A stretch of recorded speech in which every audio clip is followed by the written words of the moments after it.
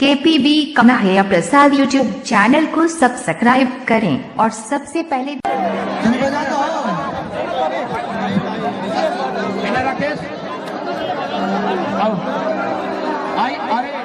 विजय चौहान जी आए हैं जी, जोरदार ताली विजय चौहान मेरे प्यारे भाई पीछे से और राकेश और दोनों ऐसे बार बार दिन ये आए, बार बार दिन ये गाए, मुझे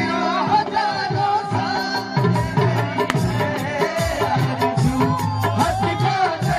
दूर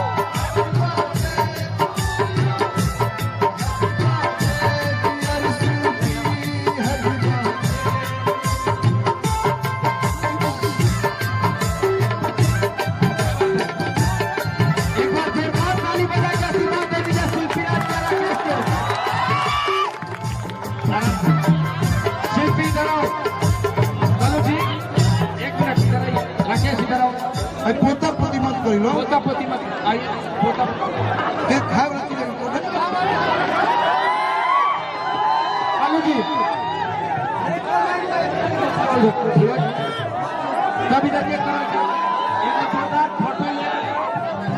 शिल्पी राज के और हमारे प्यारे अध्यक्ष छोटे अध्यक्ष राकेश के लिए जोरदार ताली बजाइए और सीधा माइक बनाइए तो शिल्पी राज भी साथ में गाएंगे।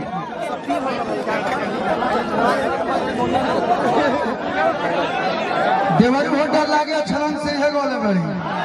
देखो जोरदार ताली बजा दी तीन करा दी हेलो हेलो शिल्पी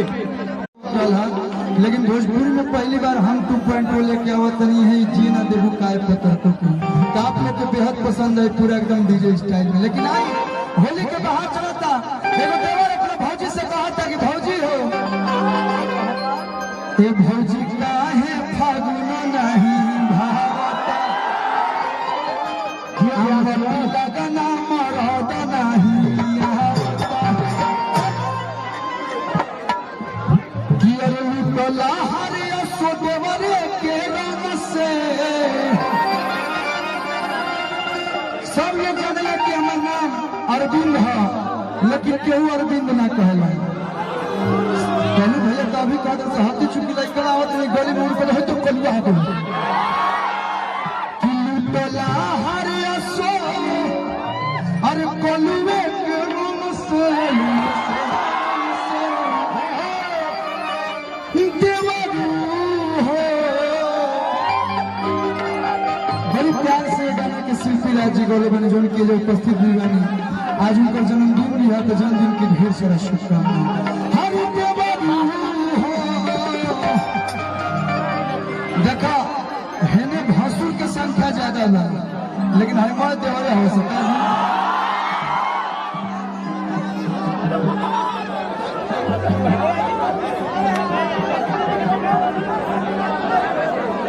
अच्छा एक बार जोरदार ताली बजा दी लोग शिल्पी राज जोरदार ताली बजा।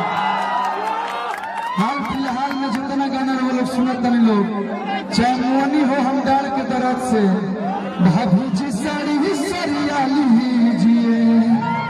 फरिया में आइए फरिया लीजिए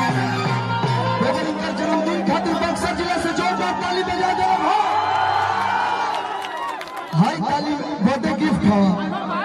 कम से कम 20 सेकंड तक जोरदार ताली बजा देंगे जोरदार ताली बजा देंगे मंच पर केहू कल करके छुड़ा के सबको उतर जाओ भाई का काहे के दिक्कत करता है भाई प्लीज भाई प्रोग्राम बंद कर दीजिए बताओ कितना दूर से सब लोग आए बैठे प्लीज भैया हाँ कलू जी इसको निकालिए तो केक शिल्पी का जन्मदिन है सब लोग मिस करेंगे बर्थडे केक आया है शिल्पी का नाम मोहित दिक्कत होता है